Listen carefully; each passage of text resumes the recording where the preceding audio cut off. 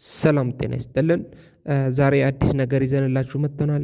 ምንድነው እሱም የፎርም ወርክ አሰራርና ሬንፎርስመንት ዲቴል ነው ማለት ነው። በቤታችሁ አካባቢ በተለይ ኤል ሼፕ ወይም ቪላ ቤቶች የምትሰሩ ከሆነ ይችን አይነት ሬንፎርስመንት ዲቴል ተጠቅማችሁ ፎርም ወርካችሁም ልክ በዚህ መልክ ባለ ትንሽ ቲክነስ ባለው ጣውላ አድርጋችሁ በዚህ መልክ ኮንክሪታችሁ ሞልታችሁ አርክቴክቸራል ነገር ቤታችሁ ላይ መጨመር ትችላላችሁ ማለት ነው። ይህንን የመሰለ አዳዲስ ነገር ለማግኘት ከእናንተ የሚጠበቀው ቻናሉን ሰብስክራይብ ማድረግ ብቻ ነው።